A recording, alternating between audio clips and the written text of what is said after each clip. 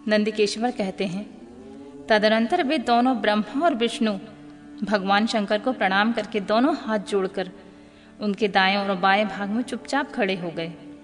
फिर उन्होंने वहां साक्षात प्रकट पूजनीय महादेव को श्रेष्ठ आसन पर स्थापित करके पवित्र पुरुष वस्तुओं द्वारा उनका पूजन किया।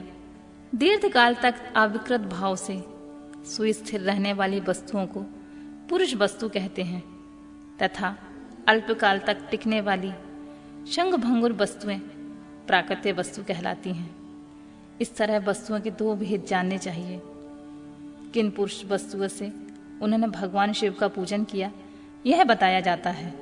हार, नुपुर, केयूर, किरीट, मणिमय कुंडल, यज्ञोपवीत, उत्तरीय वस्त्र, पुष्पमाला, रेशमी वस्त्रहार, मुद्रिका, पुष्प, तांबुल, कपूर, चंदन एवं अगुरुओं का अनुलेप, धूप, दीप, श्वेत छत्र, व्यजन, ध्वजा, चमर तथा अन्यान दिव्य उपहारों द्वारा जिनका वैभव वाणी तथा मन की पहुंच से परे था, जो केवल पशुपति के ही योग्य था और जिन्हें पशु कदापि नहीं पा सकते थे, उन दोनों ने अपने स्वामी महेश्वर का पूजन किया। सबसे पहले वहां ब्रह्मा और विष्णु ने भगवान शंकर की पूजा की। इससे प्रसन्न हो भक्ति पूर्वक भगवान शिव ने बड़े नम्र भाव से खड़े हुए उन दोनों देवताओं को मुस्कुराकर कहा, पुत्रों, आज का दिन एक महान दिन है। इसमें तुम्हारे द्वारा जो आज मेरी पूजा हुई है, इससे मैं तुम लोगों पर बहुत प्रसन्न हूँ। यही कारण है कि यह दिन परम और पवित्र महान से महान होगा। आज की यह तिथि शिवरात्रि के नाम से विख्यात होकर मेरे लिए परम प्रिय होगी। इसके समय में जो मेरे लिंग, निराकार अंग, आकृति से रहित निराकार स्वरूप के प्रतीक, वैर, सकल साकार रूप के प्रतीक विग्रह की पूजा करेगा, वह मनुष्य जगत के सृष्टि और पालन आदि कार्य भी कर सकता है। जो शिवरात्रि को दिन रात निराहार एवं जितेंद्रिय रहकर अपने शक्ति के अनुसार निश्चल भाव से मेरी यथोचित पूजा करेगा, उसको मिलने वाले फल का वर्णन सुनो। 1 वर्ष तक निरंतर मेरी पूजा करने से जो फल मिलता है, वह सारा फल केवल शिवरात्रि को मेरा पूजन करने से मनुष्य तत्काल प्राप्त कर लेता है। जैसे पूर्ण चंद्रमा का उदय समुद्र की वृद्धि का अवसर, उसी प्रकार यह शिवरात्रि तिथि मेरे धर्म की वृद्धि का समय है। इस तिथि में मेरी स्थापना आदि का मंगलमय उत्सव होना चाहिए। पहले मैं जब ज्योतिर्मय स्तंभ रूप में प्रकट हुआ था, उस समय मार्गशीर्ष मास में आद्रा नक्षत्र से युक्त पूर्णमासी यह प्रतिपदा है। जो पुरुष मार्गशीर्ष मास में आद्रा नक्षत्र होने पर पार्वती सहित मेरा दर्शन करता है अथवा मेरी मूर्ति या लिंग की ही झांकी करता है, वह मेरे लिए कार्तिकेय से भी अधिक प्रिय है। उस शुभ दिन को मेरे दर्शन मात्र से पूरा फल प्राप्त होता है।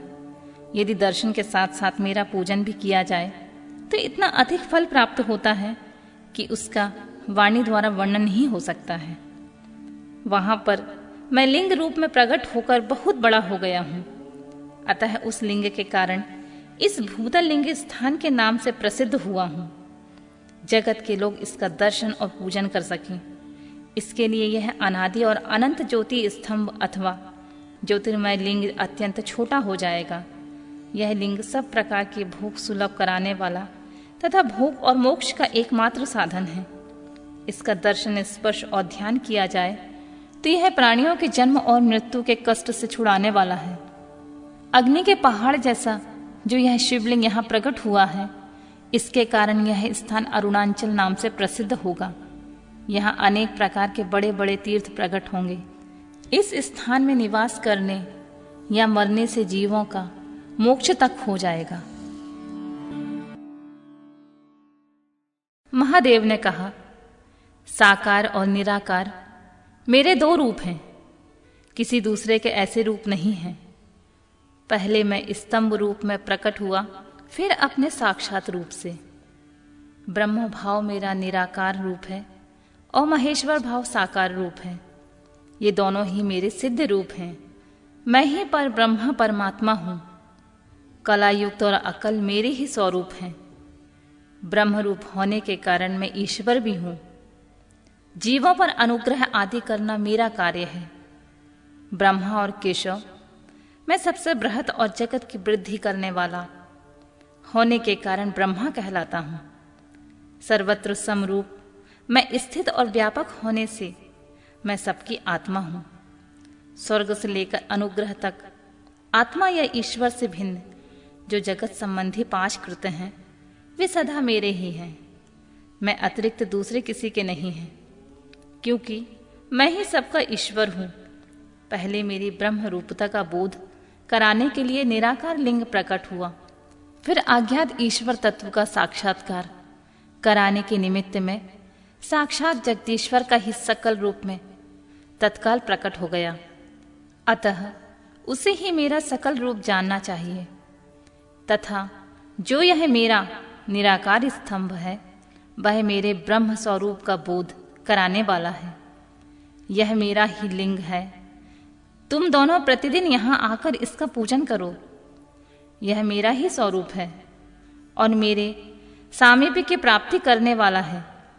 लिंग और लिंगी के नित्य अभेद होने के कारण मेरे इस लिंग का महान पुरुषों को भी पूजन करना चाहिए।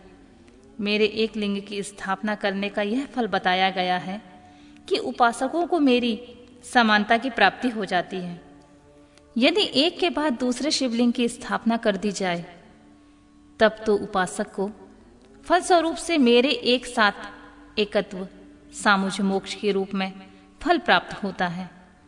प्रधानतः शिवलिंग की ही स्थापना की जानी चाहिए। मूर्ति की स्थापना उसकी अपेक्षा गौण कर्म है। शिवलिंग के आभाव में सब ओर से सवेर अर्थात मूर्ति युक्त होने पर भी वह स्थान क्षेत्र नहीं कहलाता है।